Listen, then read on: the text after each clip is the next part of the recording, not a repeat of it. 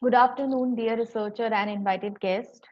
It's my great pleasure to welcome you to the 5th International Conference on Information and Communication Technology for Competitive Strategies ICTCS 2020 virtually on Zoom. We all have been striving hard to fight against the pandemic COVID-19. Now we are already in the second wave of it. We at ICTCS 2020 wish you and your family a very happy and healthy life ahead. Kindly request you to take necessary precaution for your own safety to overcome with this phase as well. We at Global Knowledge Research Foundation are thankful to our all guests for being a part of this virtual conference for making it successful as the previous one. Hope you will be enjoying of interactive session.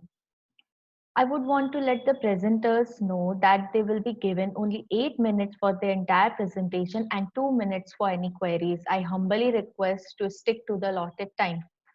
Now I would like to introduce our session chair, Dr. Meenakshi S. Arya.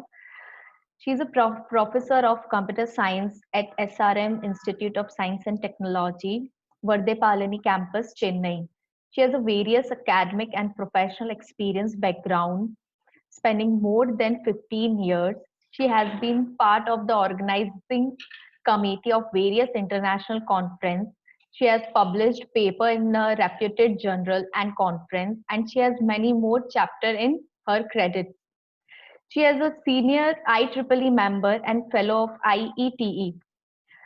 Her research interests include data science and analytics and digital image processing, convener of many FDPs and STTPs. Dear ma'am, I welcome you, and now I would want you to take this session and continue further. All over to you. Thank you so much, Richa. I welcome you all on behalf of GR Foundation. I welcome you to this conference, and I wish you all the best for your presentations.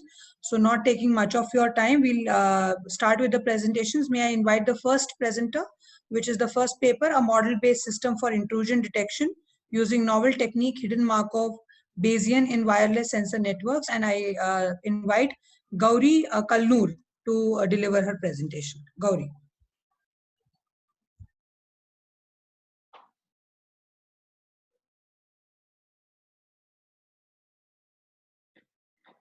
I think ma'am Gauri is not there. Maybe she is absent.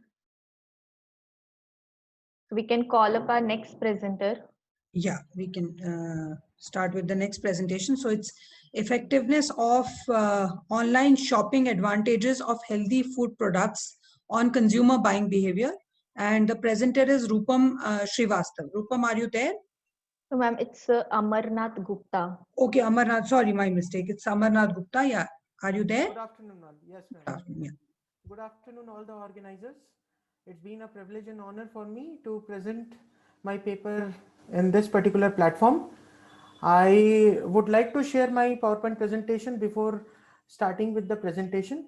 I request the administrator to kindly allow me to share my presentation. Just a minute, please. Moment.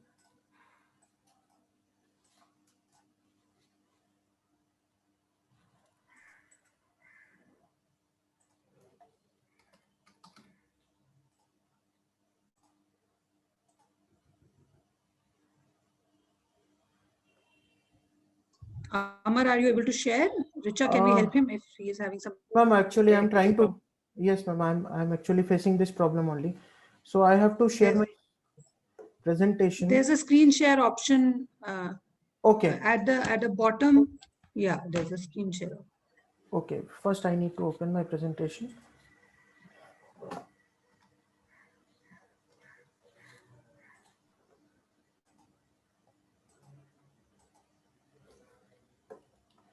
Can you see my presentation now, ma'am?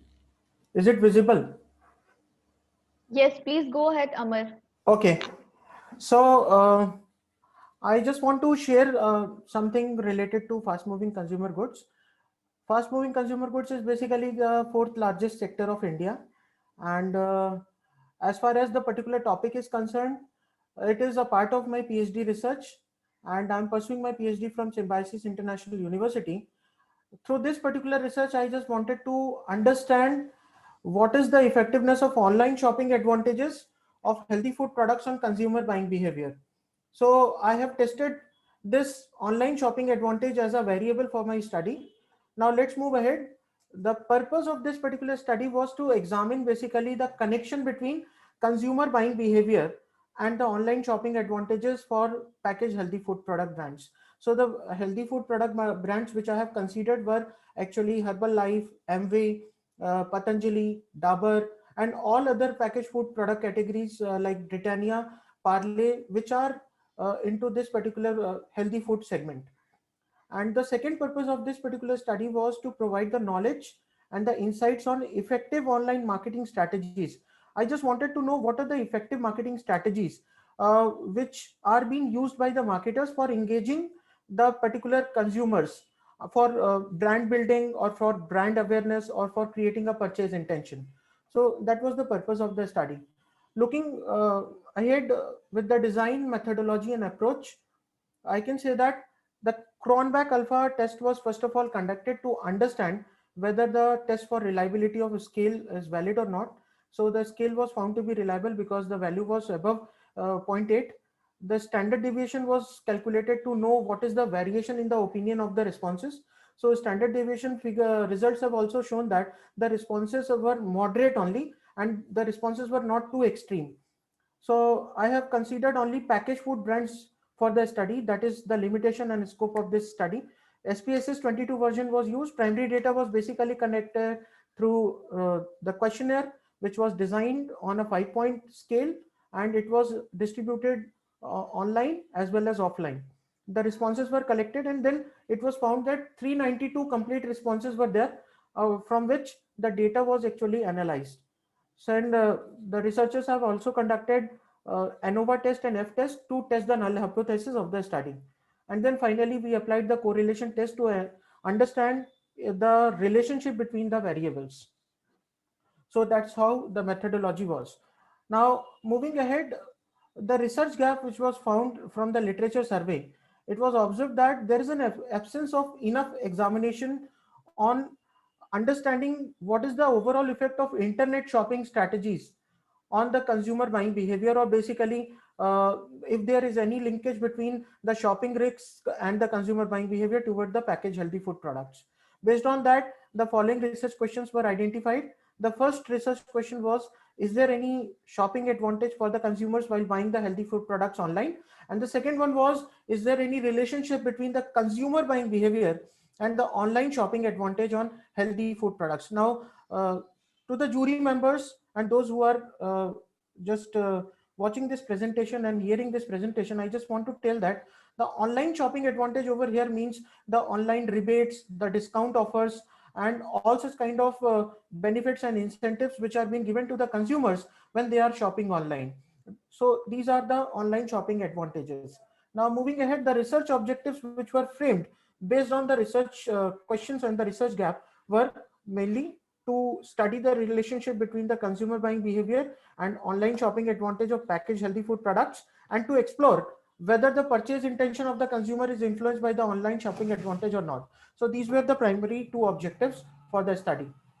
Now, the hypothesis for this particular study was there is null hypothesis was there is no relationship between the consumer buying behavior and the online shopping advantages which were offered by the packaged healthy food products. For this study, 88 packaged health food products and brands were considered, and there were two sets of questionnaire. One set of questionnaire was actually sent to all the packaged food marketers and the companies, but they did not respond. Even though we have taken regular follow-ups, but none of the companies have responded. So we have resorted to the secondary mode, that is understanding what is the effectiveness of these strategies over the consumer by asking the questions with the consumers only. So the alternate hypothesis was there is some relationship between consumer buying behavior and online shopping advantages on healthy food products.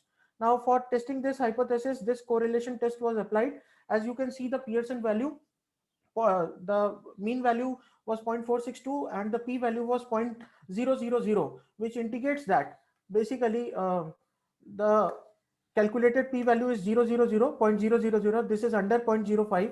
In this way, the test is rejected. So consequently, we can say that null hypothesis is rejected and alternate hypothesis has been acknowledged. Subsequently, it is reasoned that there is a huge positive connection between consumer shopping purchase conduct and the online shopping preferences on packaged health food products. This was being observed, and the implication of this particular result is the web-based shopping advantage basically decides the consumer purchase intention towards the packaged health food product brands. Now, the major finding of the studies are highlighted over here. The discoveries has basically unveiled that the shopping advantage has basically a positive influence on the consumer buying behavior. The more the shopping advantages are given, like better website, user-friendly website, multilingual website with some better comparisons which can be given by the companies, then the rebates, the discount offers, these are the things which positively influence the consumer buying behavior. It was also proved that the respondents who were below 25 and who were aged between 25 to 35, they have a significant positive attitude towards the towards buying healthy food products online as compared to 36 to 45 years bracket and 45 years onwards. Just because it was further observed that below 25 and 25 to 35 years age group people, they are the ones who are mostly online. They are the ones who do mostly online shopping because they are well conversed with the technology, whereas 36 to 45, they are using this particular online shopping moderately, not so frequently as compared to the 25 to 35 and 25 years below age group people. The study has further revealed that consumer would buy more of the healthy food products online if the marketers provide online advantages like convenience, reward point systems, cashback offers, comparison to purchasing healthy food products, etc. So these were the things which were actually observed, and the results were discussed over here. Overall conclusion of the study was, it was observed that there is a significant positive relationship between consumer buying behavior and online shopping advantages on packaged healthy food products. It implies that the web-based shopping advantages basically empathetically impact the shopper's buying goal towards healthy food products. The second conclusion was, which was derived out of the outcome of the study, was the majority of the consumers basically search for on the online offers. Whenever as a customer they are going online to buy the packaged healthy food brands, they're looking for rebate, coupons, rewards, and such kind of offers, which actually motivates them and influence them to take a purchase decision. Further, it was also observed that the consumers generally go for the brands. They buy only from the trustworthy sources. Even if the offers are being given by some non-trustworthy sources and non-trustworthy brands, the consumer doesn't get influenced so much. So it was concluded that convenience is also one of the most significant factor. They are going for the web-based shopping just because they are getting more convenience as compared to the physical shopping.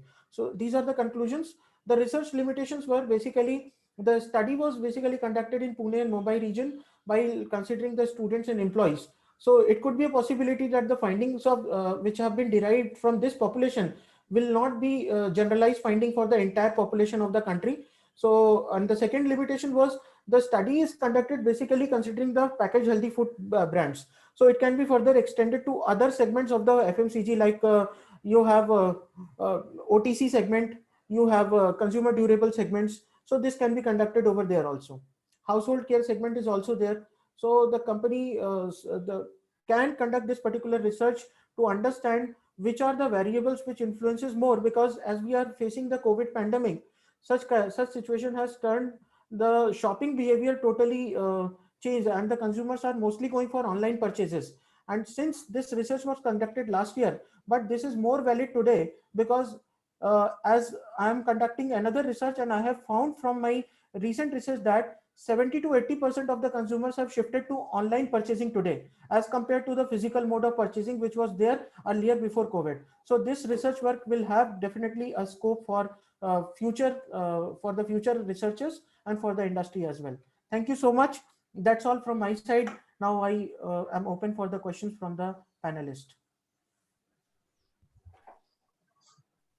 Amar, very good presentation. I just Thank you. have two queries. One, Yes, could you tell me what kind of a regression model or what kind of an analysis tool have you used for doing the analysis that you have done? okay. Ma'am, I have used a multiple regression model, and then structure equation modeling was also used. But since it is a part of entire study, so that cannot be presented over here. But if the panelist wants that, then I will just extract that file and then I will share it to you right now. No, it's not required. I was just curious because I Okay. couldn't see that in your presentation. Yes, ma'am.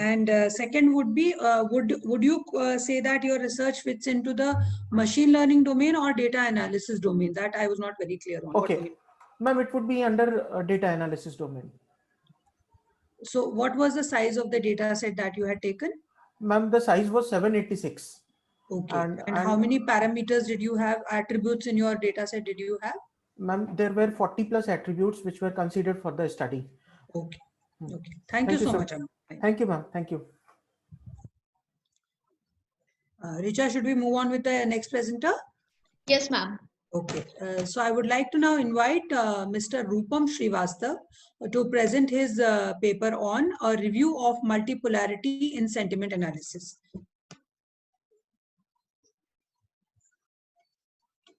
Rupam, has he joined? Richa, I can't see the name Rupam. Yeah, it's there. Yes, ma'am. Yeah, it's there.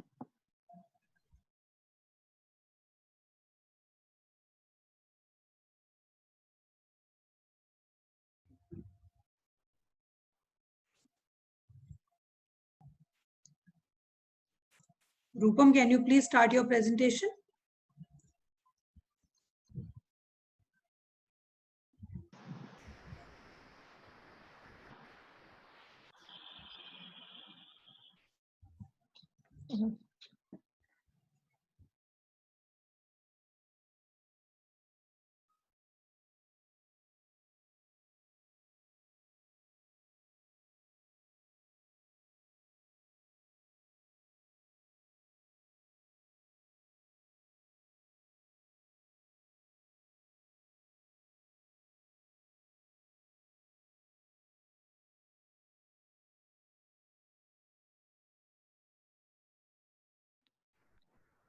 Hello.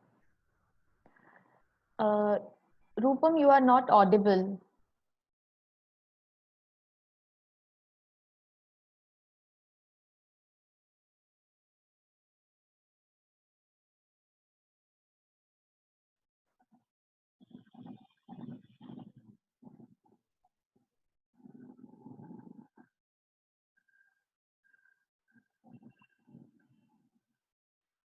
Hello.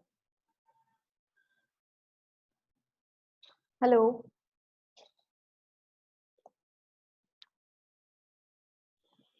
Hello. Hello. Rupam, can you hear me?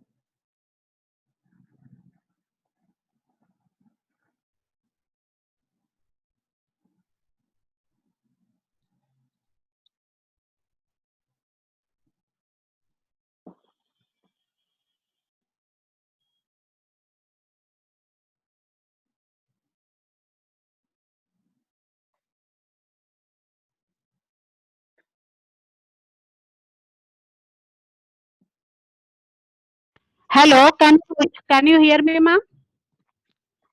Hello. Yes, yes, Rupam. Yes, can you hear me, ma'am? Yes, please continue with your presentation. Please go ahead. Thank you, ma'am. Thank you very much.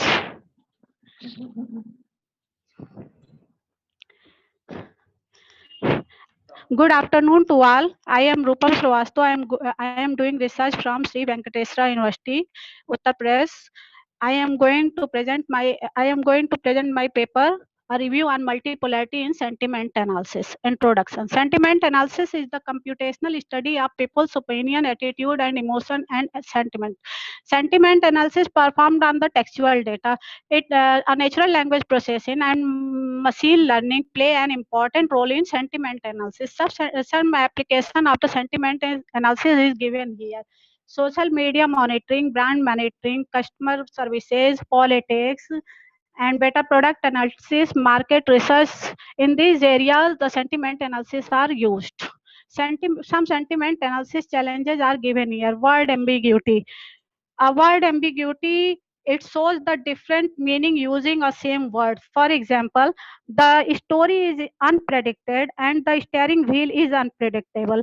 They both here the both sentences we use unpredictable, but the means of both unpredictable words is the shows different meaning. Negation detection. It is a way to reverse the polarity of a word or phrases or even the sentences. This word is not good. This is the example of this, and the prefix this less are used in negation detection. Sarcasm detection. People explore their negation sentiment using the positive word. For example, it's minus 25 degree Celsius outside, and I am feel so hot. Multipolarity. We can observe that in a given text, some word shows the positive polarity and some shows the negative polarity. In a given sentence, when more than one polarity is found, is called multipolarity. When the sentence have multipolarity, it mislead the final result. Here we explain the example of multipolarity. The audio quality of my new laptop is so cool, but the display color are not too good. Here, audio is an aspect assigned for positive polarity, and display is another aspect to assign for the negative polarity. To resolve the polarity multipolarity problem, we can use the aspect based sentiment analysis. The review paper explore the sentiment analysis challenges of multipolarity for understanding and improving this importance from analysis.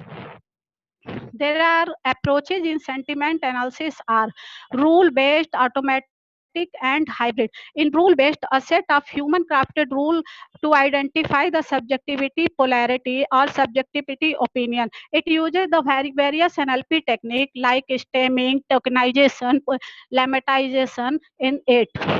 A text shows when it contains more positive word, when it have the positive word uh, in a greater way. Automatic approach is just opposite to the rule based. It depends upon the machine learning. Features extractor transform the text into the feature vector. Bag of word is the simplest example of the extracting feature. Hybrid, it is the combination of both rule based and automatic approach. Due to this, we can improve the accuracy and precision. Sentiment analysis technique. Yeah, the sentiment analysis technique can be divided into two approaches: machine learning based and lexicon based. Machine learning is the largest subset of AI. It is also called the statistical learning or learning algorithm. It can be classified as a supervised learning and unsupervised learning. Supervised learning have features and outcome both, but unsupervised learning have the only features. In lexicon based approach, it shows the positive and negative word with their valence. The lexicon based approach further divided into dictionary based approach and corpus based approach. Dictionary based approach is your human curated dictionary. For example, SentiWordNet, WordNet, and SentiNet. Corpus based approach, it created the specialized sentiment dictionary are built using corpus of text. Next, we proceed to literature review. Some literature,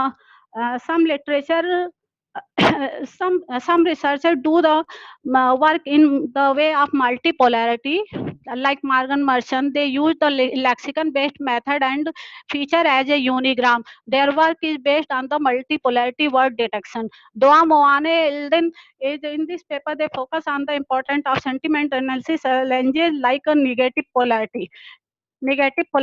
sorry, examine meow. Their work is based on the Pasgo sentiment analysis, and they use the input as a information gain and the algorithm as SVM.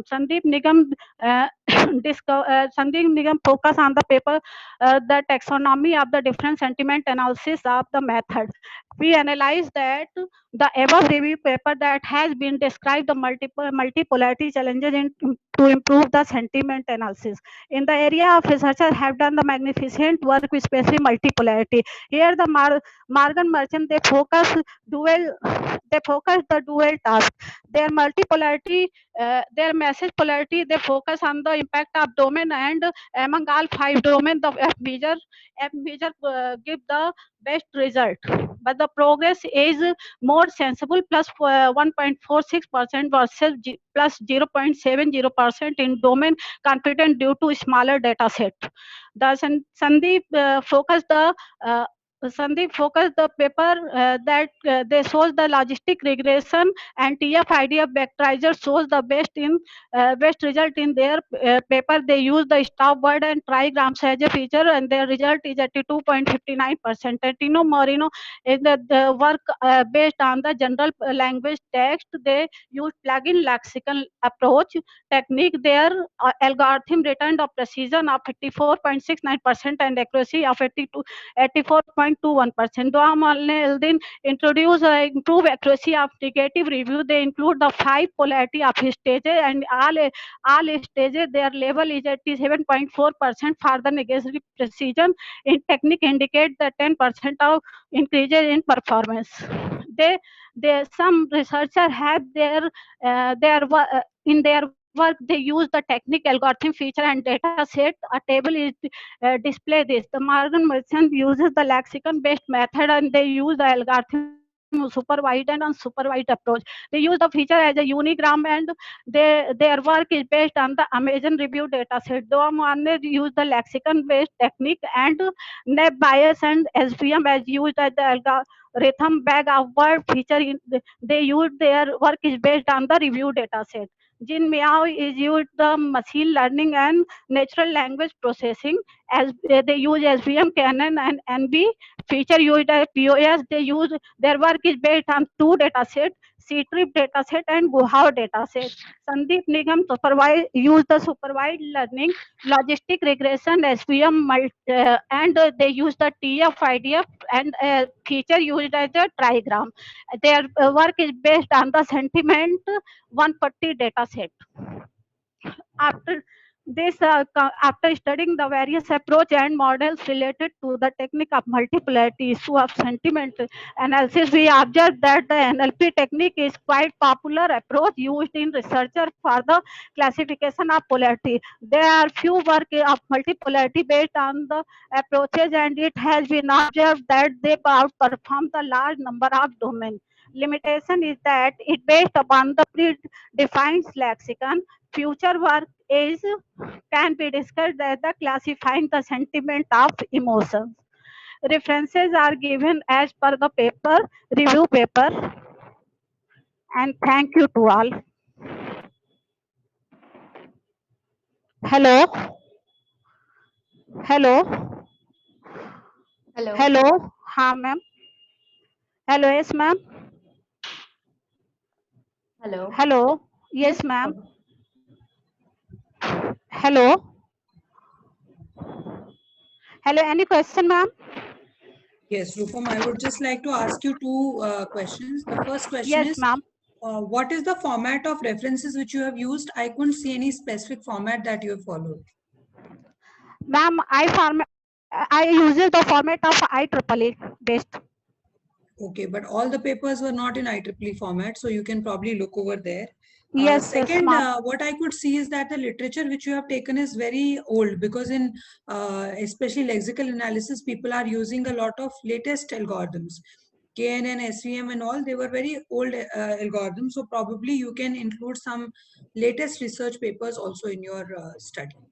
That's it from my side. Thank you so Okay, much. ma'am. Okay, thank you, ma'am.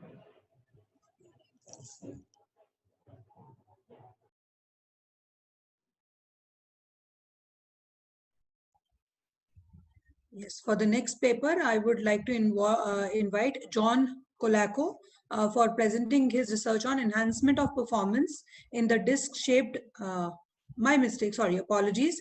I would like to invite Himanshu Asher to present his paper on a deep learning-based approach for detection of viral and bacterial pneumonia in chest X-ray.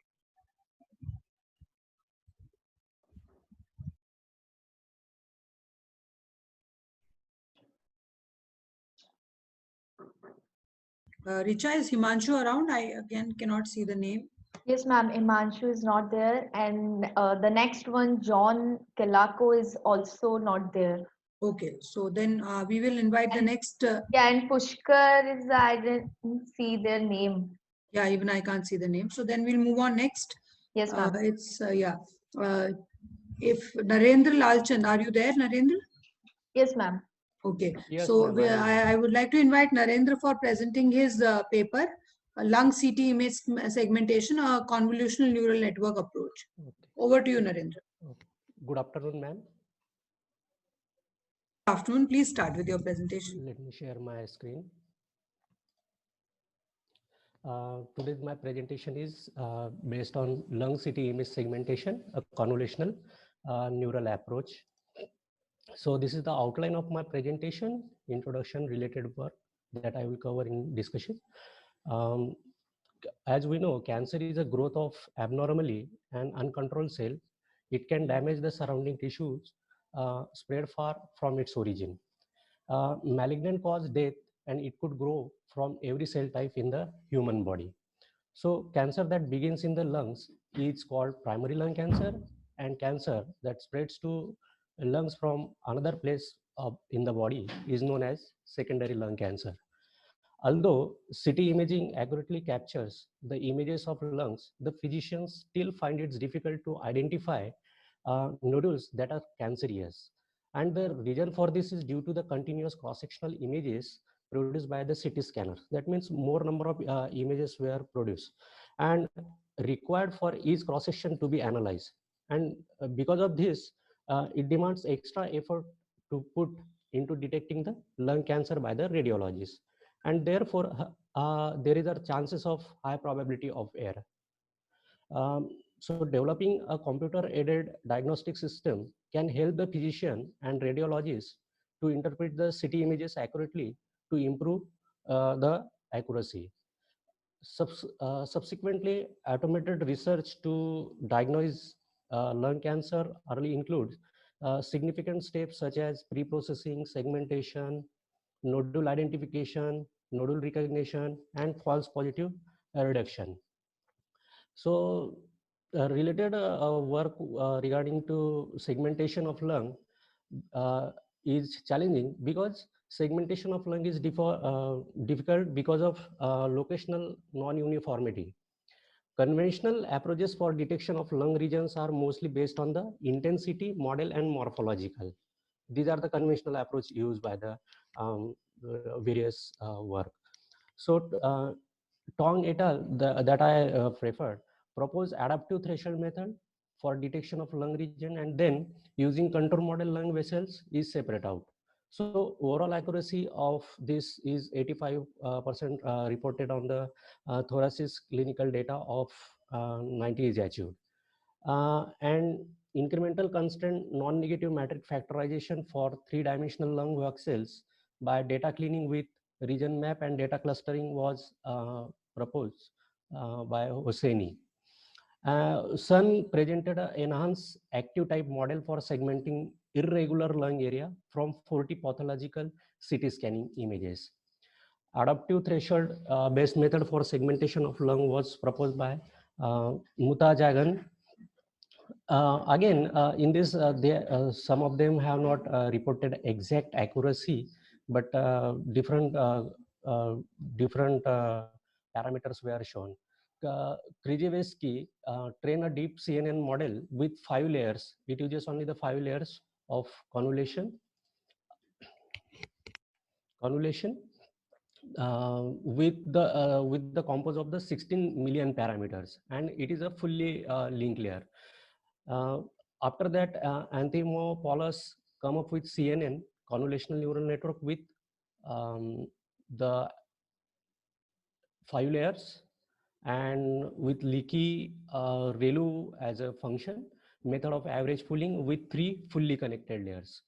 This model reported the accuracy of 85.5% of classification. And for automatic segmentation of lung CT scan unit with 11 layered CNN was proposed by Sajia.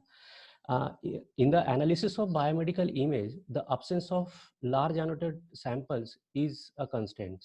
So UNET, a specific type of CNN for analysis of medical image, was presented by the Ronenberger. So in this work, we have also proposed these CNN models with feed-forward network of convolution, pooling, flattening, and fully connected layers, employing with the suitable activation function, which is illustrated over here. So the configuration parameter that were used to train this convolutional neural network, which is of shape U. So you may consider this as a unit.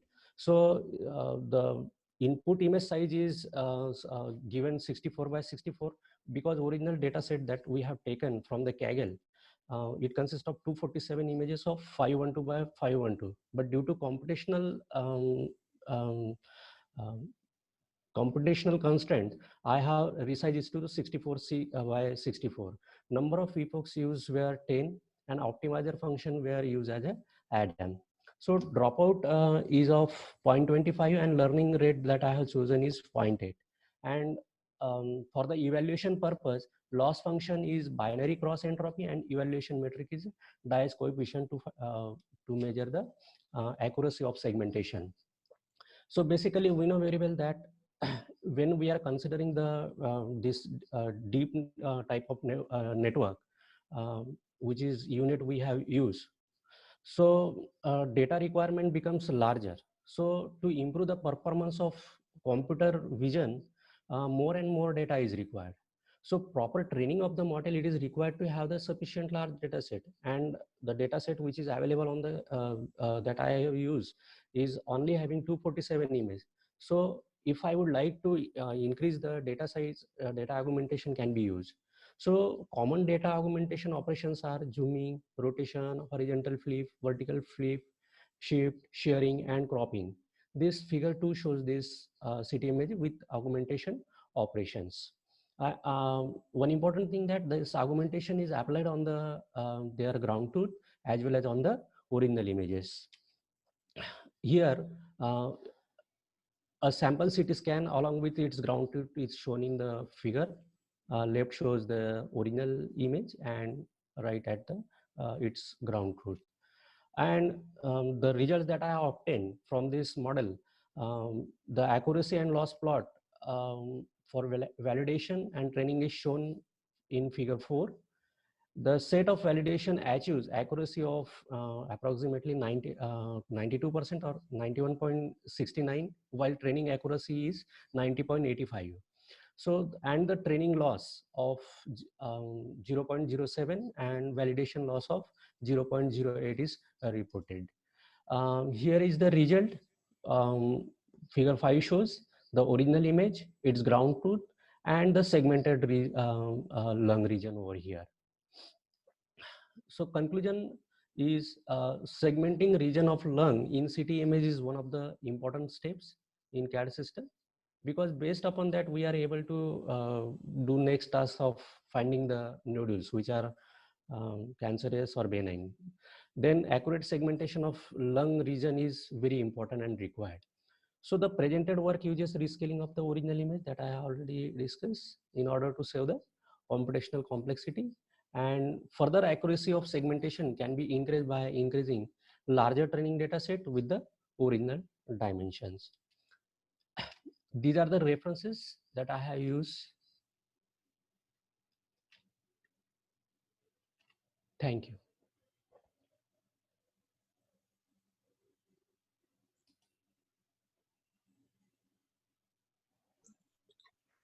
Thank you, Narendra, for a good presentation. I have a few queries. Yes, ma'am. My first query is, in your CNN architecture, you didn't mention what kind of a pooling have you used in the pooling layer? Max pooling is used, ma'am. You have used max pooling. Yeah. So I quite didn't understand that what was the need of rescaling an image when you are using CNN. The main thing of using a convolution or a pooling is to resample the image so that the size of the image gets used. Eventually, when you push it to the last layer, that is the single layer, or when you push it into a feed forward network, already your dimensionality has reduced quite a lot. I didn't quite understand that. Why did you have to rescale the image? What was the need? Because Actually, ma'am. rescaling. Actually, Yes, ma'am, please go ahead. I have not trained this network on the GPU. When I load this network with the original dimensions, it gets a lot of time.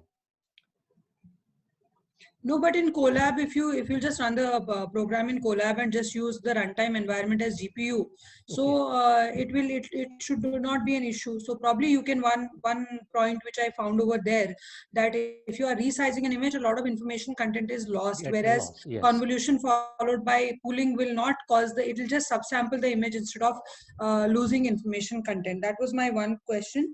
Second was, what activation functions have you used at various levels, like for ReLU. you have used ReLU, and in the final layer, what kind of a convolution function have you used? In the final, did you use a softmax function for your final layer, or what kind of a function was I have used? used sigmoid. A sigmoid function, but that will not give you a good result. So probably you can look at that also. That's where Yes, I found probably your results are a bit. And also the parameters that you spoke about, did you tune the parameters or they were chosen? As in, have you undergone a series of experimentation where you have ultimately come down to these parameters, or you just chose these parameters and then you have run your algorithm on these parameters? I have not done a lot of experimentation, ma'am. Okay. So probably that's one more thing where I found that you cannot ab initio come to a specific parameter and say that there's something called as a hyperparameter tuning, which you must do before you home down to the parameter values that you are going to do. So probably that also you need to look into it. Rest, very good presentation, and keep up the good work. Thank you, ma'am. This is my actually first presentation and first work. Okay. So I've probably given you some inputs on the basis of Yeah. whatever little I know of. You can is. just take these inputs and probably you can extend your work. Yes, well. thanks, ma'am. Thank you so much, Narendra. Richa, can we just continue with the sequence that's there and then come back to the people who have just joined? And we can continue with the sequence and come back to after the end of the presentation. Fine. So after Narendra, I would like to invite Nidhi to present her research on the topic empirical analysis on parameters for adoption of cloud-based e-learning in higher education system, a user's perspective. Over to Nidhi. Yeah, good afternoon, ma'am. Hello, am I audible? Yes, go ahead, Nidhi. Yeah, sure. Yeah, good afternoon, ma'am. First of all, thanks for introducing me and giving me an opportunity to present my topic. Just a second, I'm just sharing my screen. Yeah. So the topic for today's presentation is empirical analysis on parameters for adoption of cloud-based e-learning in Indian higher education system, a user perspective. I would like to introduce myself. I'm a research scholar from IKG Jalandhar, and I'm doing my research on cloud-based e-learning system in higher education. So this is the outline of the PPT that we are going to discuss. So first of all, before I introduce e-learning, everybody knows that education today has become the empirical need of everybody. But to get the quality education and to have the high standard education, all education institutes are like fighting alone, or they are struggling a lot to get the high education. Today's scenario, when we are running on this COVID-19 and or we are working under the pressure of this situation, this e-learning has come out to be a good solution. What does e-learning basically means? E-learning is an electronic media through which the teachers or the communicators or the educators can deliver their lectures and the learners can receive the information. It represents the evolving, enhanced, everywhere, every time, or everyone representation. But e-learning too has certain limitations. When we talk about the web-based e-learning, it requires lots of investment for the research allocations and other process. So to come up with this, cloud computing come as a solution. So it is a style of computing in which the highly scalable IT resources are used as the services to provide services to the users or the multiple users. It provides the resources as per the user requirements. The two main attributes, that is scalability and affordability, make it a much needed demand for everybody. And the services includes every kind of services, whether it is related to IT, software, platform, data, networking, or whatever we think about. So when we combine these two words, cloud computing and e-learning, we get cloud-based e-learning system. So these are the few benefits that educational institutes, especially the higher education institutes, can get from the CBLS. First is low cost resources, because the resources are not need to be bought and they are hired from the service providers. It reduces their cost. Though the initial cost is there to set up it up, still we can get it, plus it provides the better utilization. Second, the cultural exposure. This is one of the major advantage of the CBLS. Previously, when we are going on, we want to meet someone, we have to share our information or those, it was very difficult. But LinkedIn, there are few other sites which are the examples which can show that the cultural exposure has also increased. Third, virtual classroom. It has given the opportunity, cloud computing has given the opportunity to get the virtual classroom environment. The teachers can deliver their lectures at their own convenience, and the students can get their information at their own pace or at their own time. Fourth, eco-friendly. Yes, this system is better and eco-friendly because it has reduced the carbon emission of all the IT resources. Everybody is not owing the separate IT resources. In fact, they are shared among the multiple users. The utilization has improved, the cost has decreased, and yes, proper take. Moreover, since all the data is available online, so the need for having the hard copy has also reduced. Just it encourages the afforestation. Second, second last, the backup and recovery. Yes, the backup and recovery has improved because all the data is available online. So, and it is normally available in the distributed manner. So in case some crash happens or some mishap happen, we can easily recover our data from the backup. And on-demand e-content, this is a much needed advantage by the learners. Whatever they need the data about any information, because books contain the limited information in a set pattern. However, if the student wants some information from the lecture or for particular topic, they can easily take the help of the videos, they can easily help of the PDFs or many other formats that are available. So it increases their learning ability also and make a better understanding also. These are some of the major advantages. I won't say this is the complete list, but these are some of the major advantages of the CBELS.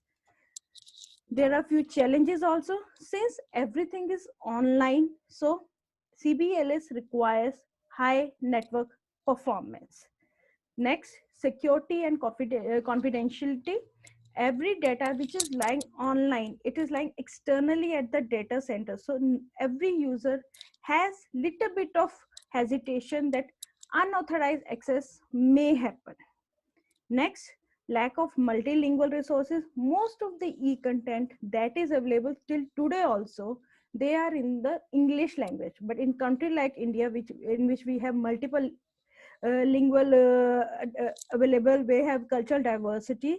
So the availability of e-content in different regional languages is still a major concern. Next, resistance to latest technology. Like everybody, especially in India, there is a main hurdle is the digital divide. People are not ready easily to shift to the new technologies, or they are not ready to get, because it requires lots of patience, lots of understanding and everything. Next is compatibility.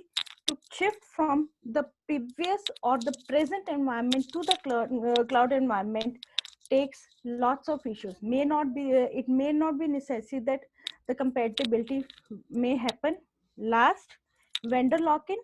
The service providers, they provide the services as per our requirement, but it is not necessary that we are happy with their services. We want to shift, but there is no certain rules or no standardized regulations present which bounds the user to continue with the same service provider, which we usually called as vendor login. So these were just the introduction slide. Basically, it was an empirical study which was provided done on the certain set of sample size to understand what people think about cloud computing, what can be the benefits or what are the challenges. So these are the objectives of the study, the perception, benefits, and the issues from the user's point of view. This is my research time. The scope of the study were the colleges or the universities of Chandigarh and Punjab. And I have tried to include every kind of stakeholder, maybe the IT managers, the administrative staff, the faculty members, or the students. The data is collected both from the secondary and primary form. The primary data was the self-designed questionnaire. It was designed through a Google form, and it was then circulated online to the users. The sample size was 57 respondents, and after receiving the responses, the data was analyzed using the SPSS, t-test, and other tests for the analysis or the result finding. This is certain data interpretation. Like among the total respondents, the respondents from Punjab were 39%, and whereas the respondents from Chandigarh were 61%. And then I have shown the respondents distribution on the basis of their profile. Like most of the respondents were faculty member and the students, as they are the main stakeholders who are actually going to use these cloud-based services. Yes, I tried to include the administrative staff also. I tried to include the IT managers also who are going to manage it, but their number for this study is little less.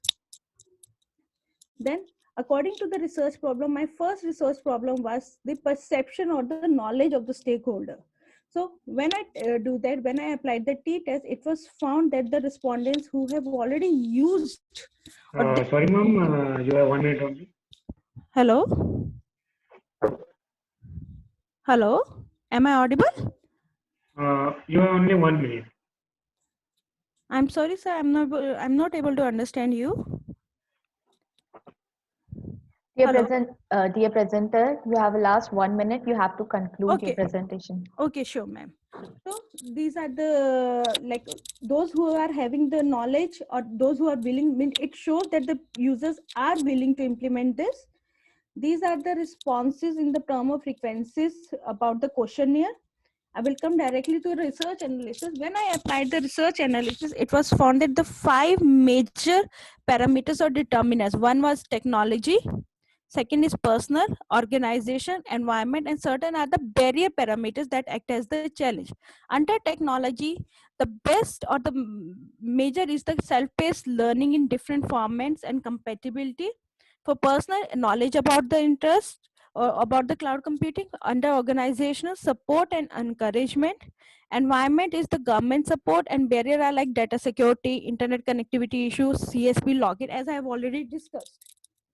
These are the certain reliability parameters that I have applied. This shows that all the parameters that I have selected are reliable since it's greater than 0.7. These are the findings from my study, and these are the recommendations. Like before implementing the CBELS, universities or the education should provide the good internet connectivity. Second, they should train their system or their staff about their usage and demonstrations. The government should provide certain standard policies and regulations for to remove the vendor lock-in and other restrictions. Public should be aware about the use of the cloud computing, and they can achieve it. So this is the conclusion of the study, that it provides on-demand education. The limitations of the education institutes can be overcome with the use of cloud computing and e-learning. They can provide the better education standards. However, this can be achieved much more longer, and it is still a long way to go. This is the limitation of the study. Though I have been able to achieve the desired objectives, the research was conducted on a small sample size, and it was a part of a pilot study among the major study. Moreover, there was inadequate empirical evidences about the adoption of cloud computing by higher education, especially in India, which unlocks the scope of the further study. This is the acknowledgement. I would like to acknowledge PTU for providing me the opportunity, and the conference committee also. These are the references. Thank you, sir. Thank you, ma'am. Any queries?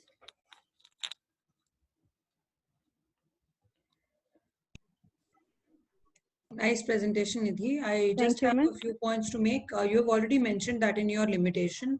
One Yeah. is that your sample size is extremely small, which Yes, doesn't ma'am. make this. Actually it was the part of the pilot study. After that, I conducted the full samples also. It was among the respondents of more than 400. Yeah, and more so when you are saying is Indian higher education systems, I Mhm. think all the four corners of the country should be covered. Otherwise, you can probably remodel your Yeah, talk and you can call yes, it as North this Indian higher education system, because sure, you ma'am. have to have a sample size from all across the country to call it as Indian higher education systems. Sure, ma'am. Thank you, ma'am. Thanks for the That's it. suggestion, Thank ma'am. you so much. Thank you. Thank you, ma'am. Moving on, may I now invite the next speaker, that's Sandeep Chapolkar, to present his study on effect of dynamic process load variation on relative deadlines in multitasking embedded systems. Sandeep.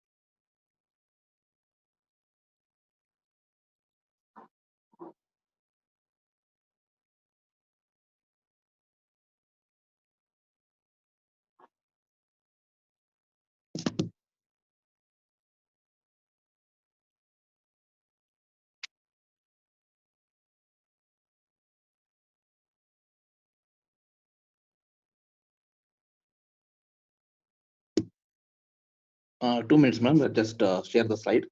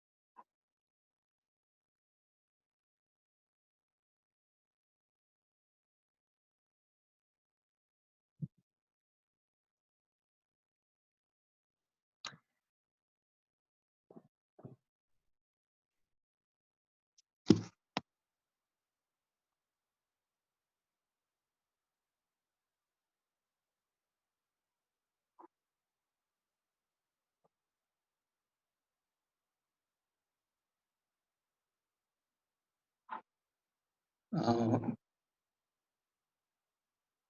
my slides are visible, madam. Yes, it's visible. Yeah. Okay, there is some issue with the laptop, so I'm presenting with the mobile. Sorry for the inconvenience.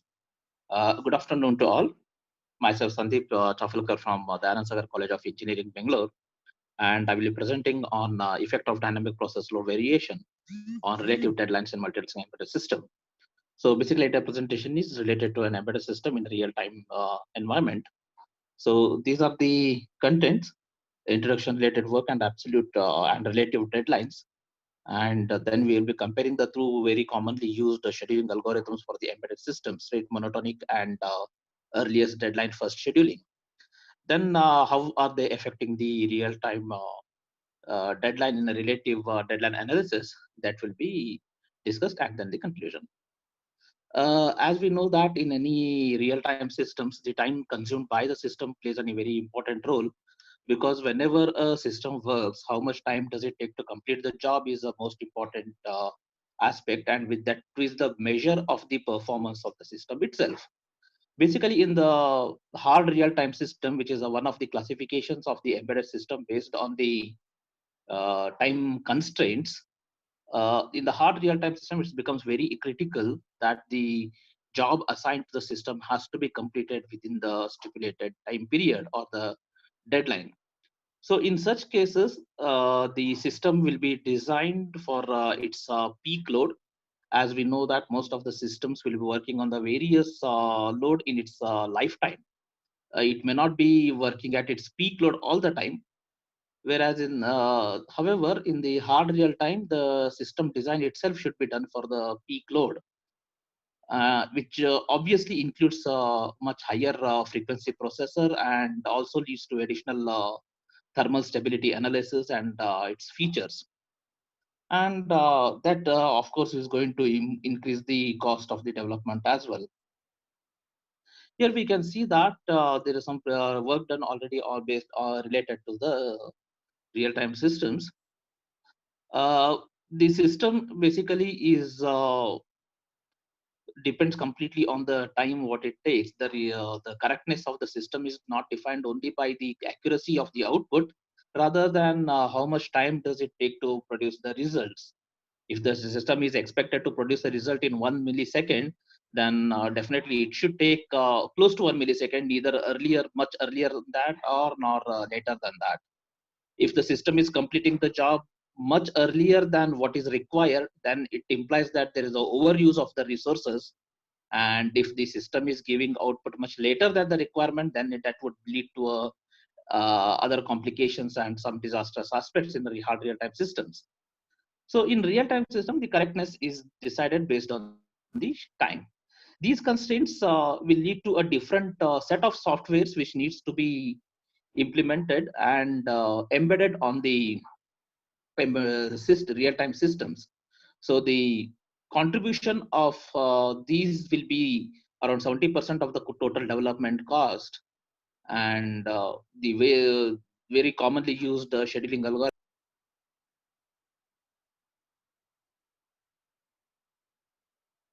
commonly used, that is earliest deadline algorithm and rate monotonic algorithm.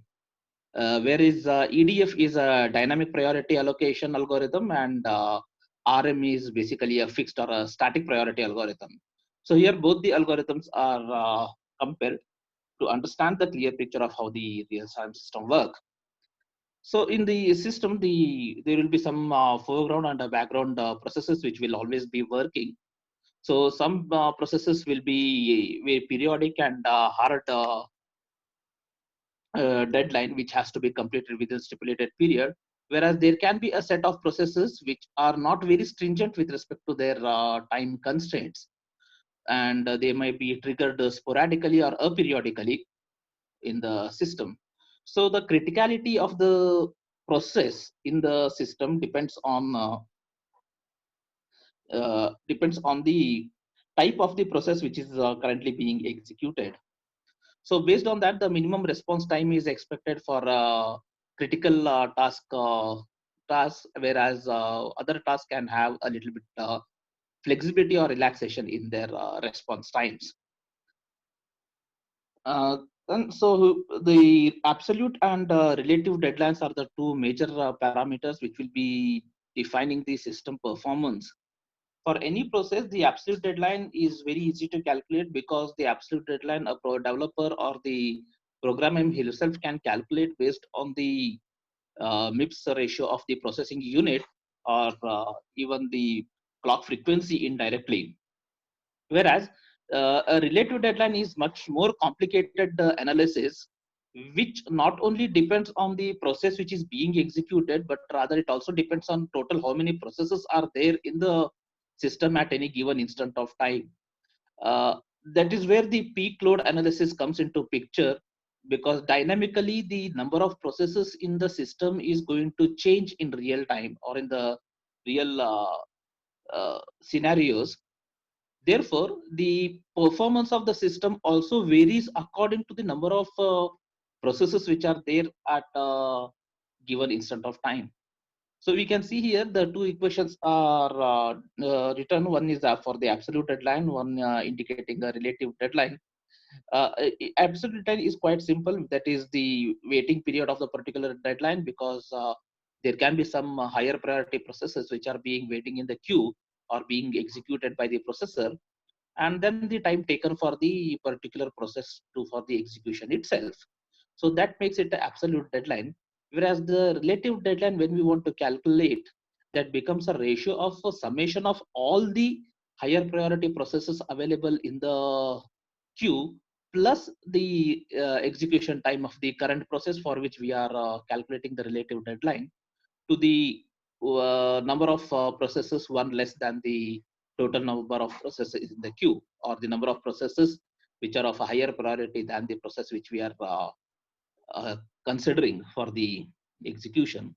So these processes are scheduled in the queue for the execution. The scheduling can be either, as we discussed, it can be either EDF, that is earliest deadline, or the RM.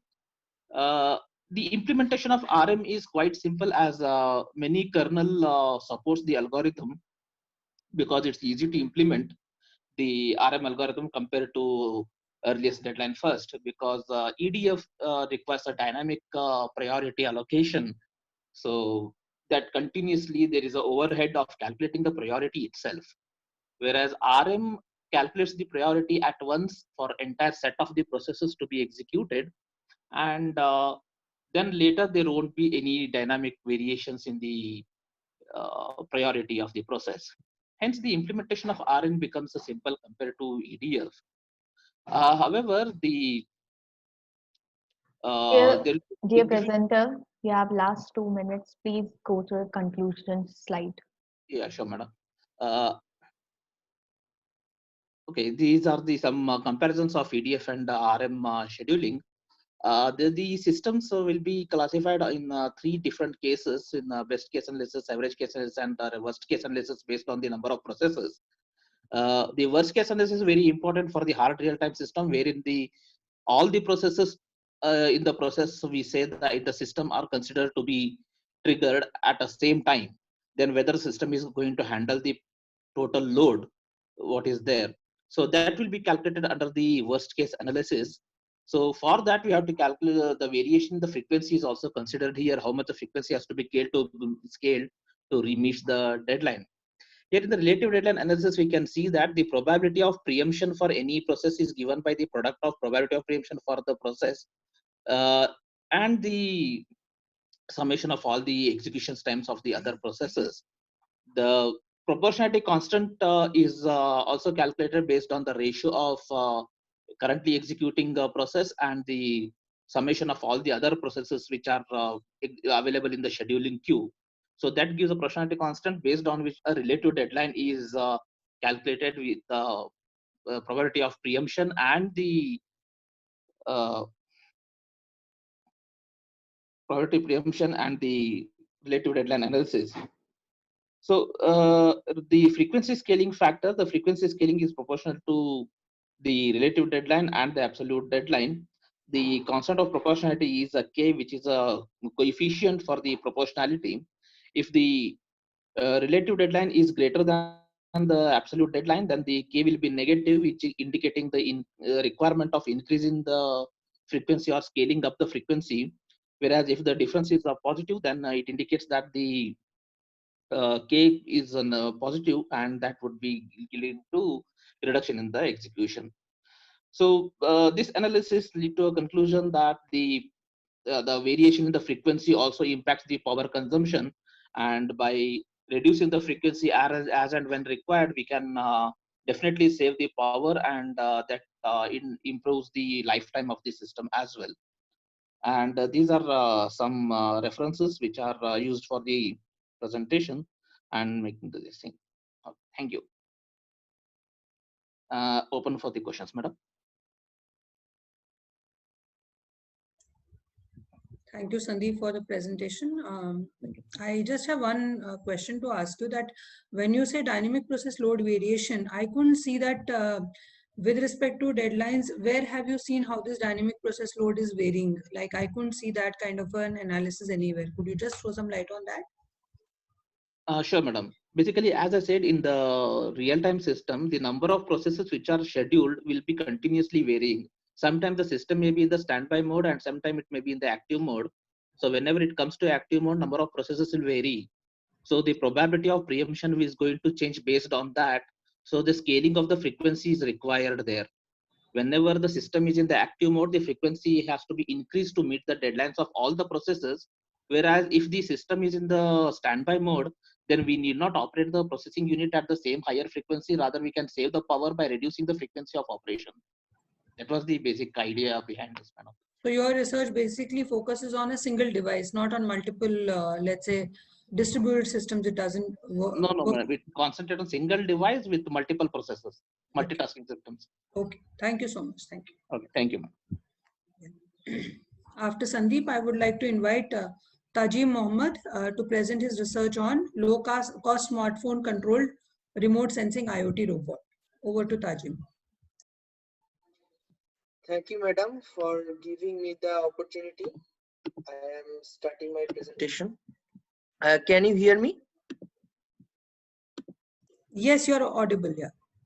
Okay. My screen is visible.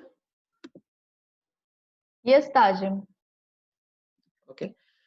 Welcome everyone and good afternoon. I am Taji Mohammad Niamatullah Akhund from Bangladesh. I am presenting my paper Low-Cost Smartphone Control Remote Sensing IoT Robot.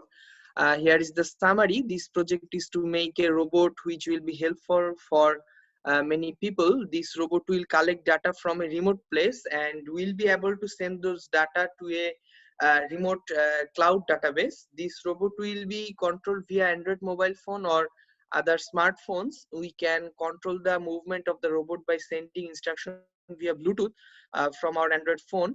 The robot will receive the instruction via Bluetooth sensor and will sense some data from the environment from the remote place and collect those data and will send via Node MCU to a cloud database. So these are the features. You can control the robot with a 360-degree movement and go.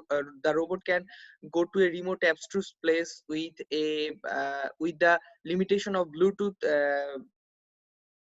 area, which can be extensible in our future works. And the robot will collect data from there and send those data to a cloud database.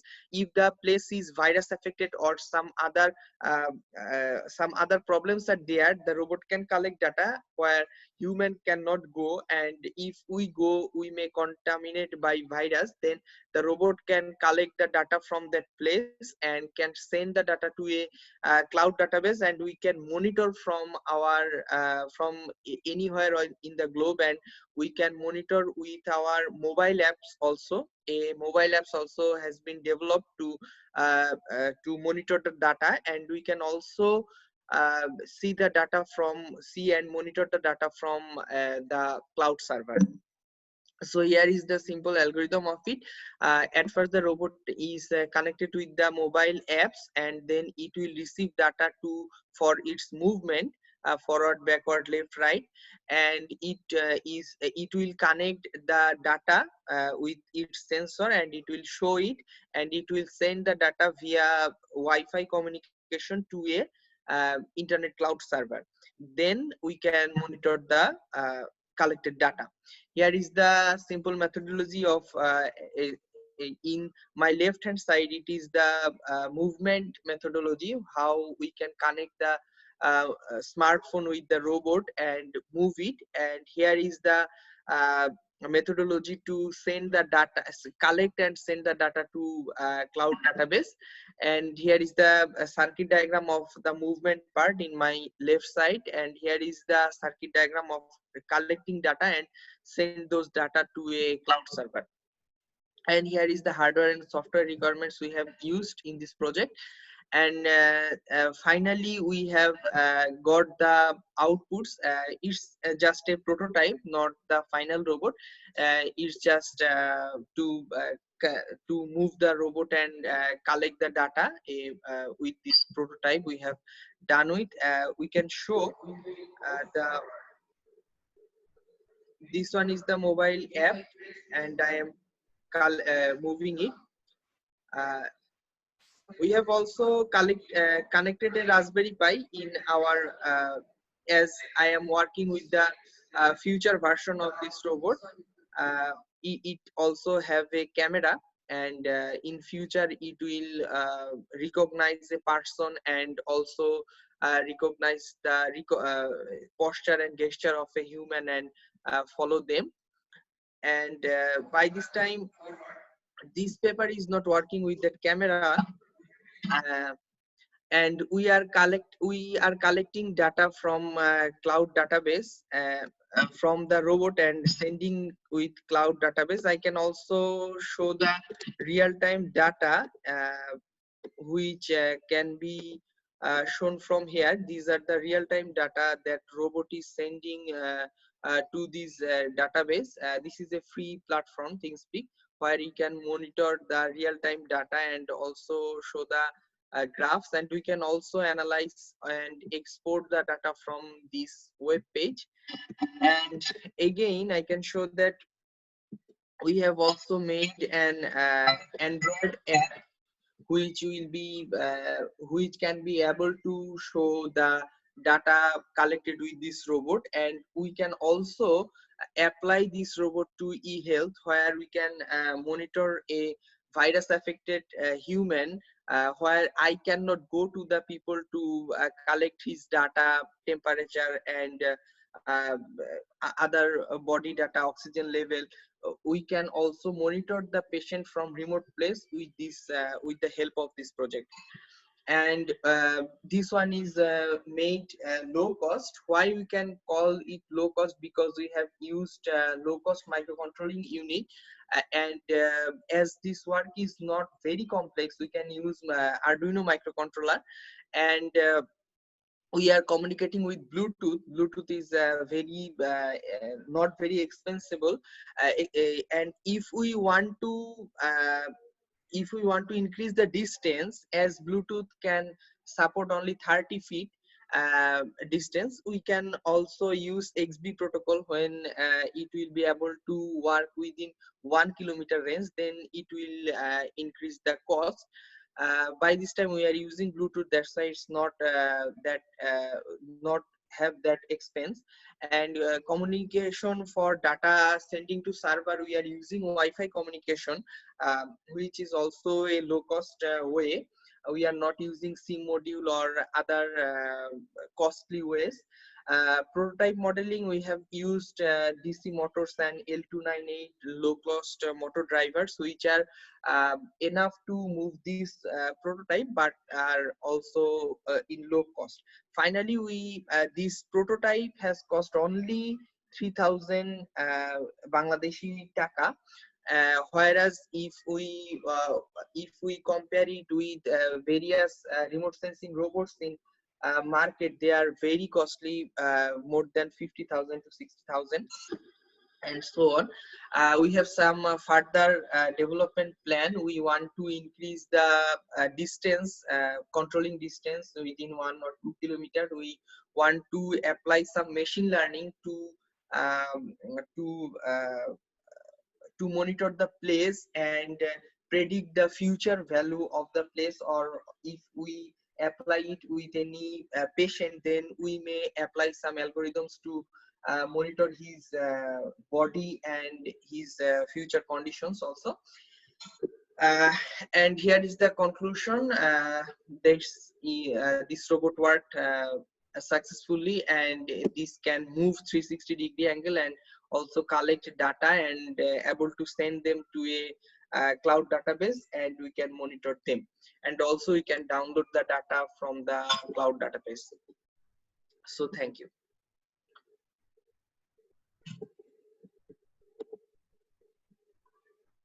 Hello.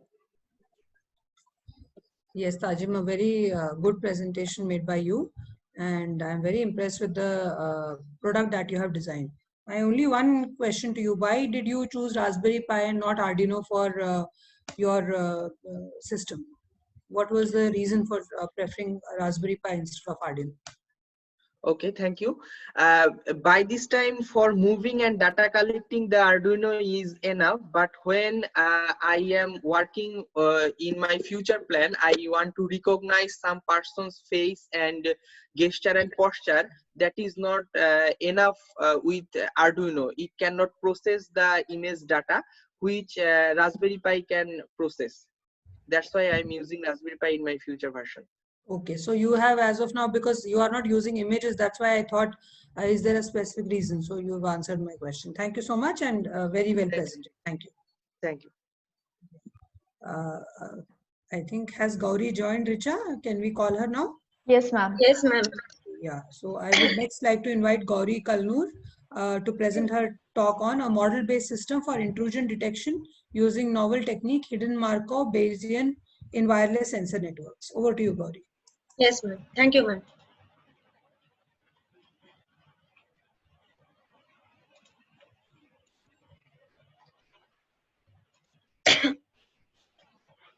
Good afternoon, everyone. Myself, Gauri Kalnur. I'm a research scholar under the guidance of Dr. Gauri Shankar, BMS College, Bangalore. The topic today I'm going to present is on model-based system for intrusion detection using novel technique, that is hidden Markov Bayesian in wireless sensor network. So I would like to introduce prior to the problem definition, then the related work will be discussed, then methodology and results, what has been obtained during simulation, and conclusion with references. I mainly in wireless sensor network, the security is one of the major concern, as it is one of the most existing technology nowadays. And since it is deployed in critical areas, and the network it can be unattended, because it can be deployed in remote areas. Because of that, the network can get compromised by the malicious attack. So because of this unattended deployment strategy in the remote places, security is a major role, and the primary defense, that is I'm sorry, ma'am. Primary defense, that is the defense for the network, is intrusion detection system. Even if with these existing intrusion detection systems, they are not much efficient due to many mechanisms that has been applied. So a novel approach has to be designed and modeled for obtaining the high performance in wireless sensor network. Here we have many types of IDS, intrusion detection system: host-based, hybrid-based, and network-based. So basically, I have considered hybrid-based intrusion detection system with the technique called as a statistical anomaly based or signature based. So initially we have the security required is because we need to provide the network the network has to be provided in the with safety, and secrecy of the sensitive data should be there for providing privacy for the people in the sensor network. So for that, high level of security mechanism has to be applied. The problem definition over here is we have in wireless sensor network, the major considerations is QoS parameters, that is energy consumption and energy and power consumption, because the wireless sensor networks consist of very tiny sensor nodes, which are limited resource devices. So it has the main aim is to have high accuracy of detection rate, and also minimize the rate of false alarm, and increase the minimize the delay and minimize the delay, and also um, the false alarm rate. Okay, so this is the problem definition. Related work over here, I have considered many of the previous works implemented in this area, in particular area, with different algorithms. So these are few which has been added over here in the presentation. The methodology over here, which we have considered, is a probabilistic model, which we call it as novel Bayesian hidden approach, and it has and we have considered this combining the hidden Markov model with the Bayesian network model, where we have performed it at the node level with the intermediate nodes connected with the base station. And the base, particularly for a base belief network model, it is nothing but it is a model which represents a cyclic and directed graph with set of vertices and edges which in this, the loops are we have not considered any loops, because we have considered a graph with a directed it is a directed graph. and we have considered random variable names and probability distribution, which where the probability of variable values are dependent on the probable combinations of its parental values. Hidden Markov model, it consists of set of finite states where every state is associated with a probability distribution. And here with this probability distribution, the transitions which are possible among the states are concerned with a set of probabilities. That is, state transition probability has been considered. And again, based on these associated distributed probability, we have the observations and the outcome that has been generated at particular states in this model. And this outcome of the state is particularly visible for the observer, and but the states are hidden, so we call it as a hidden Markov model. So the proposed model overall we can depict in this figure, which has been represented over here with the data processing. And there is a test trace which has been which is taken as trained data as input for the HMM model, and then we have used the trained data from the HMM model, combined it with the data set for the Bayesian network, and we have applied NPH algorithm and Baum-Wech algorithm for hidden Markov model, and finally we get a detected rate. I mean, if at all the abnormal events have been occurred in the network, then the normal and abnormal data sets have been detected and the results have been obtained. This is the proposed model which we have obtained.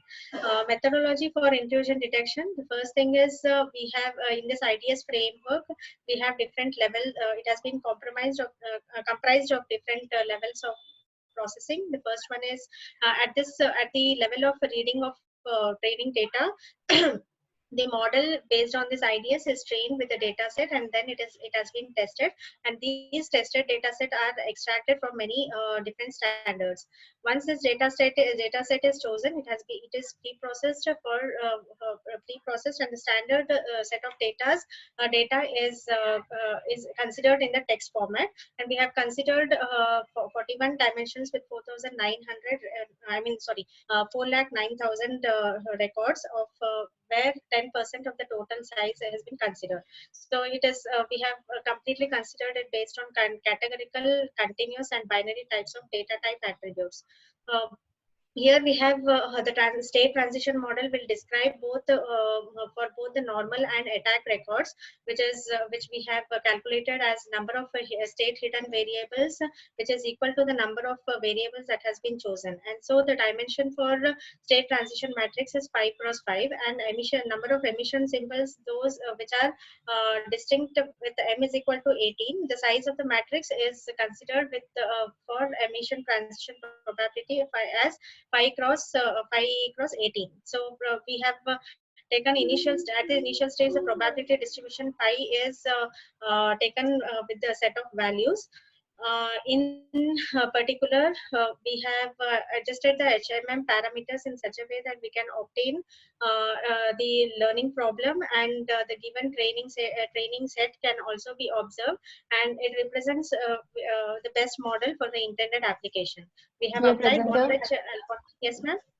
You have last 2 minutes. Please Yes, conclude your yeah, presentation. sure.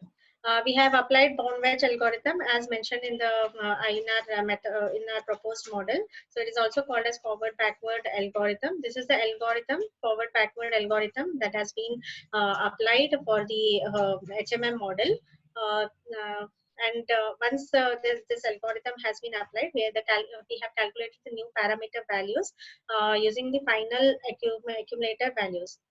So like this the algorithm works, and the results have been simulated, has been observed by simulation.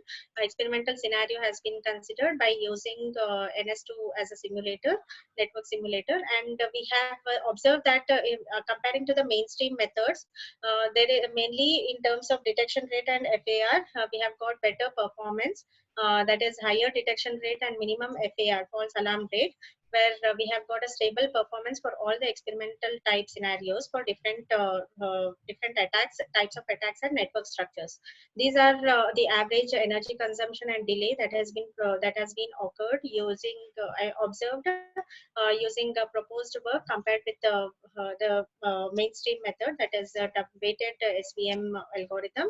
And also we have calculated and got during the experimental results, we have got the graphical results of simulations where FAR has been calculated and got a better result compared with the mainstream methods. So these are all different cases which have been considered with respect to average detection rate.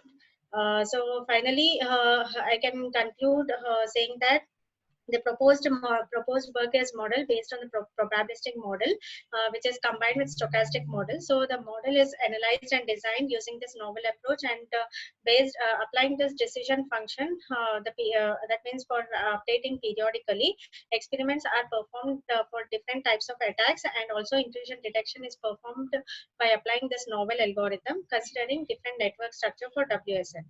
So the training and the testing of the data set is performed using HMM as a applicator.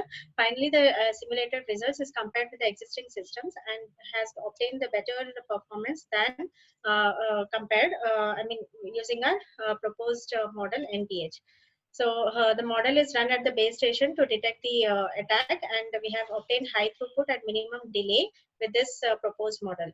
So these are the references that has been carried out during the work. Thank you, ma'am.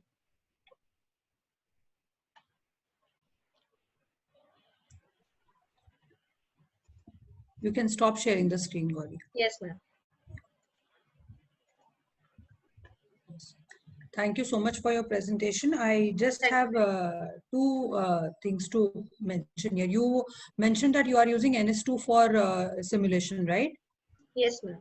But as far as I know, NS2 development has itself started 7 years back, stopped 7 years back. So right now people are either using NS3 or they might use NetSim or OpNet.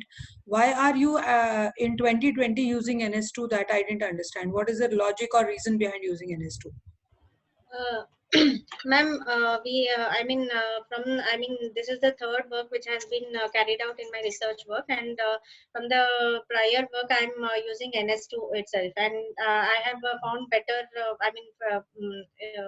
The scripting this is more friendly than I'm not much into NS3, and I'm not considered as NetSim. No, because my only issue is that NS2, I remember 7 years back, they stopped developing or putting in any kind of an update into NS2. So I don't know the kind of data and what is the source of your data set? You have taken your data set from where? Ma'am, the data set is taken from KDD data set.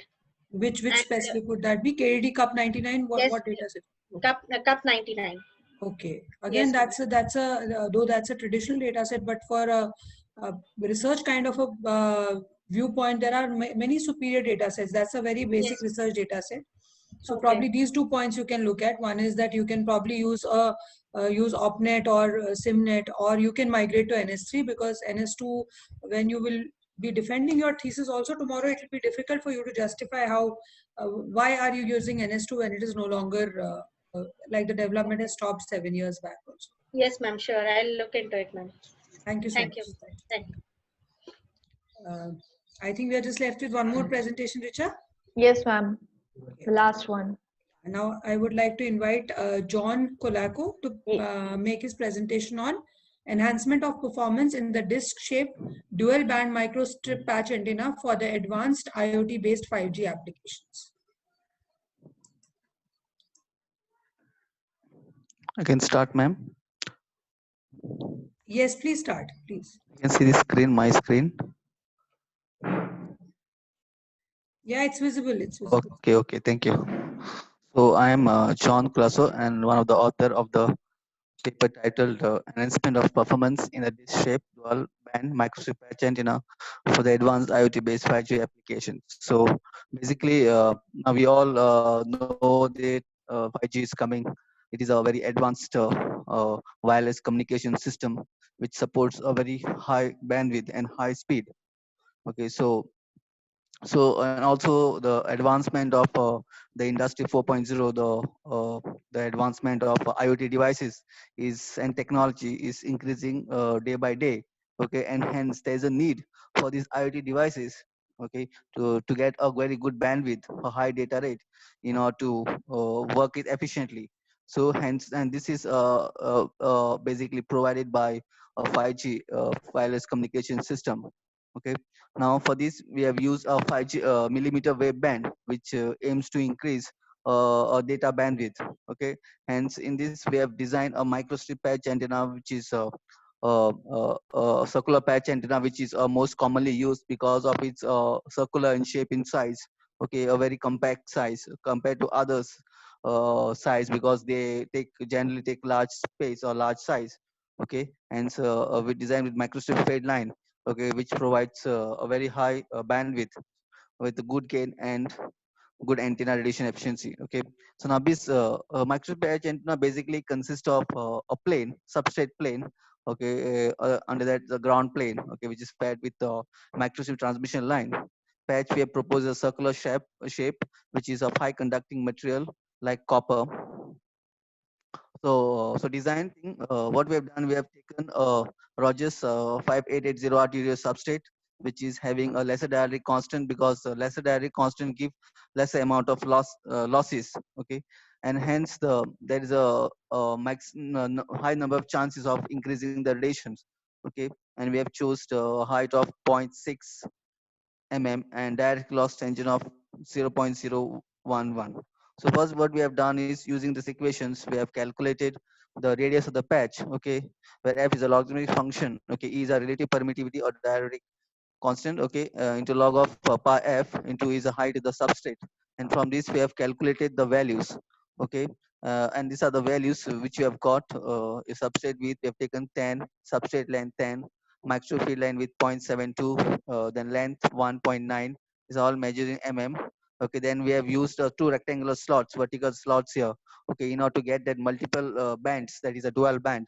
Okay, and this is a radius of the circular 1.94. Okay, and we have simulated in the frequency band between 26 gigahertz, okay, ranging from 26 gigahertz to 40 gigahertz. Okay, then let us see the result and analysis. So we have designed and simulated using a FICO software. Okay, and let us do return loss. Okay, so this return loss is one of the most important parameter of as far as the power is as far as the power is concerned, because it determines the whatever power has been fed into the antenna to this transmission line. Okay, and to that of whatever power is reflected back into the transmission line. Okay, for efficient reflection coefficient, okay, it should be at least minus 10 dB or minus greater than minus 15 dB for effective performance. So as return loss, which is a positive quantity and is a negative of the reflection coefficient, which means that as it keeps on increasing downwards, okay, the more power will get delivered to the antenna, hence antenna will able to radiate more, and the reflection coefficient will be almost zero. Okay, hence a proposed antenna reflection coefficient is minus 21.5 dB at 28.5 gigahertz and minus 11.2 dB at 38 at sub gigahertz, 38.2 gigahertz, which is better than a referred paper 14, as well as a bandwidth which we have got is 1.93 gigahertz, which is also better than a referred paper 14. Okay, the next is the voltage standing wave ratio. So this standing wave ratio is very much related to reflection coefficient, which is given as 1 plus tau plus 1 minus tau, which when reflection is 0, it gives voltage standing wave ratio is 1. Okay, that means it will it will very helpful in matching the impedance. That is, whatever power has been fed in the transmission line, that much amount of power has to be radiated. Okay, and this ratio should be is a real and positive number. And for 5G requirement, this ratio should lie between between 1 to 2, which indicates that the power has been radiated more, hence there is a more impedance matching. Okay, and so for observed voltage standing ratio is 1.2601, which is very much satisfying within this range. Okay, which is will be very much applicable for IoT based 5G applications.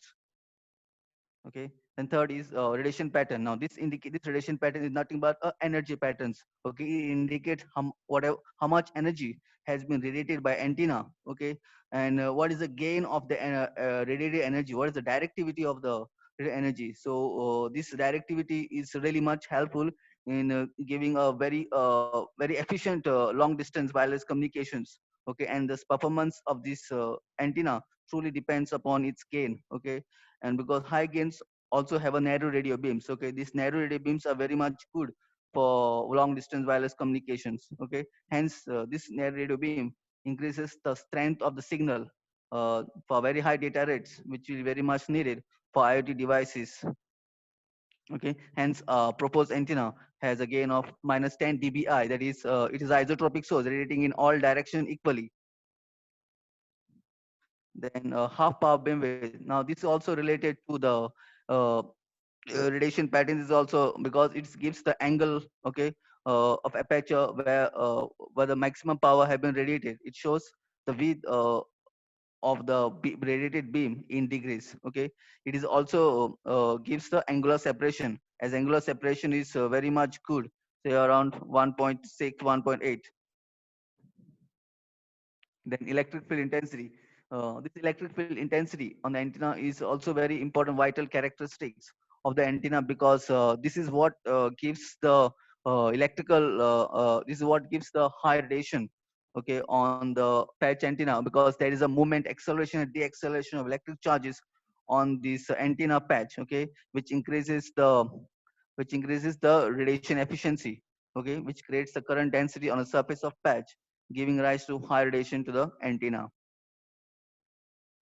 Okay, then conclusion and future scope. So what we conclude from this is that a proposed antenna is very much better than referred papers, that is of 10 dBi, that is very good fast for good signal strength, and it has an increased bandwidth of 1.93 gigahertz. Okay, which can be very much applicable for accessing, downloading, sharing ultra high definition content, and it has a very good return loss of minus 21.5 dB for maximum radiation. Okay, and a required voltage standing wave ratio for maximum power transfer to the antenna.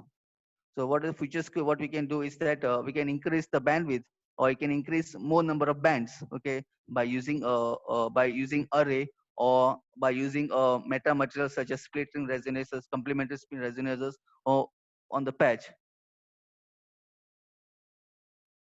Okay, this is a few of the references which we have referred.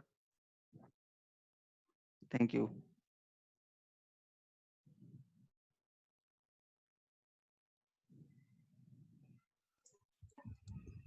Thank you, John, for the presentation. Yes. Could you Yes, kindly throw some light on what has been the testing strategy that you have used? ma'am. What testing Hello. strategy? Yeah, can you hear me? This is just we have used the FICO software. Okay, so this is a simulation based on FICO software. Okay, it's a simulation. You do not Yeah, have yeah. a. No, we didn't know practical listing. Also, I would just like to know what prompted you to use a circular shape, because other shapes are also pretty popular as far as microstrip patch antennas are concerned, like L shape or M shape, Yeah, which give you more surface area. So why did you go in for a circular shaped antenna only? because as I said, circular shape. If you circular shape gives a very compact, because the radius. So radius means, for example, it's a two. What we have proposed is a 2 mm radius, so which is comparatively quite better than the others, which give 5 mm length, say 5 into 2 length. So it takes more space compared to this circular shape. Okay, thank you so much, John. Yes, Thank you. welcome, ma'am.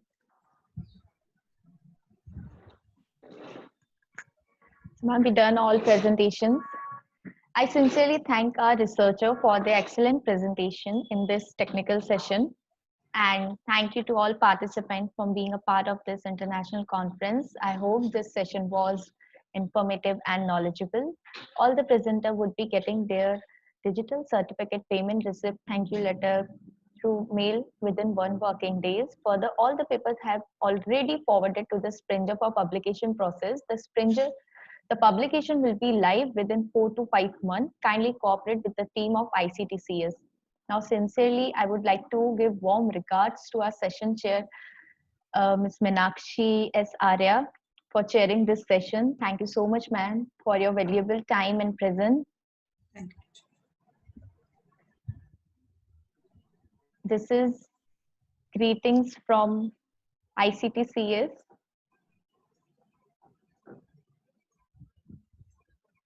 Thank you. Thank you, Richa. Thank you. And I would like to request to turn on the cameras to everyone to take a snapshot for their memories.